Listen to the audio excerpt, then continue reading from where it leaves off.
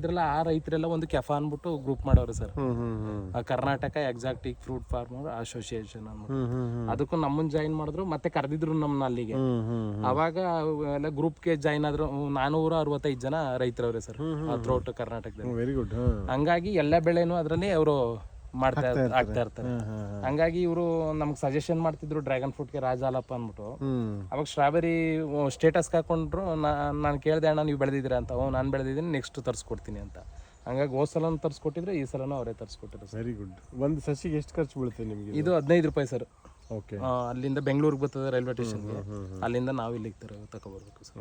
ಮನೆಗೆ ಬರೋಷ್ಟಕ್ಕೆ 15 ರೂಪಾಯಿ ಬೇಕು. ಟ್ರೈಯಲ್ಲಿ ಸರ್.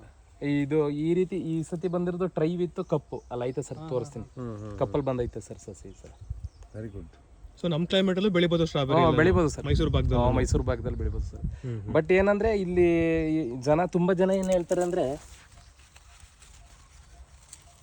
ಈ ಸೇಡ್ ನೆಟ್ ಒಳಗೆ ಬೆಳಿಬೇಕು ಅಂತ ಸ್ಟ್ರಾಬೆರಿನ, ಮತ್ತೆ ಪಾಲಿಹೌಸಲ್ಲಿ ಬೆಳಿಬೇಕು ಅಂತ ಹೇಳ್ತಾರೆ. ಈ ಹೋದ್ಸಲ ಡಾಕ್ಟರ್ ವಿನಯ್ ಸರ್ ಅಂದ್ಬಿಟ್ಟು GKVK ಸುತ್ತೂರು, ಅವ್ರು ಹೋದ್ಸಲ 1000 ಗಿಡ ತರಿಸಿದ್ರಂತೆ.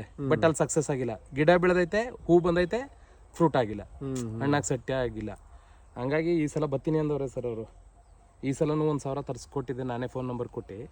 ಈ ಸಲ ನೋಡ್ಬೇಕು ಬಂದೈತೋ ಇಲ್ವೋ ಅಂತ. ನಮ್ಮಲ್ಲಿ ಬೆಳಿಬೋದು ಸರ್, ಕೂರ್ಗ್ ನಿಯರೆಸ್ಟ್ ಅಲ್ವಾ ನಮಗೆ, ವಾತಾವರಣ ಒಳ್ಳೆ ಚೆನ್ನಾಗಿರ್ತದೆ. ಹೋದ್ಸಲ ಹೆಂಗ್ ಬಂದಿತ್ತು ಸರ್ ಅಂದ್ರೆ ಫ್ರೂಟ್ ಸಖತ್ತಾಗಿ ಬಂದಿತ್ತು ಸರ್. ಇದೆಲ್ಲ ಹಾಕಿದ್ದೀರಾ ಸೂರ್ಯಕಾಂತಿ ಎಲ್ಲ ಮಧ್ಯದಲ್ಲಿ? ಸೂರ್ಯಕಾಂತಿ ನೋಡಿ ಸರ್, ಇಲ್ಲಿ ಅನಿಬಿ ಪರಾಗಸ್ಪರ್ಶಕ್ಕೆ ಅನುಕೂಲ ಆಗ್ಲಿ ಅನ್ಬಿಟ್ಟು ಸರ್ ಹಾಕಿರೋದು. ಜೇನುಳ ಬಂದ್ರೆ ಇದು ಪರಾಗಸ್ಪರ್ಶ ಆದ್ರೆ ಸರ್ ಇದು ಸ್ಟ್ರಾಬೆರಿಲಿ ಒಂದ್ ಫ್ರೂಟ್ 200 ಗ್ರಾಮ್ ಬರ್ತದಂತೆ ಸರ್. ಹೌದಾ?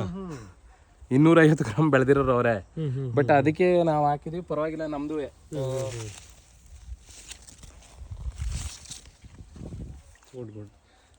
ಲೋಕಲ್ ಮಾರ್ಕೆಟ್ ಮಾಡ್ಕೊಂಡ್ಬಿಡ್ತಾ ಇದ್ದೀರಾ? Local market.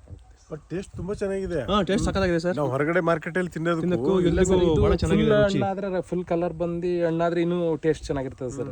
ಇವಾಗ ಕಟ್ ಮಾಡಿ ತಿಂದ್ರೆ ಸ್ವಲ್ಪ ಟೇಸ್ಟ್ ಕಮ್ಮಿ ಇರ್ತದೆ. ಇದೆಲ್ಲ ಫುಲ್ ಆರ್ಗಾನಿಕ್ ಬೆಳೀತಾ ಇದ್ದೀರಾ? ಏನು ಕೆಮಿಕಲ್ಸ್ ಹಾಕದ ಇಲ್ಲ?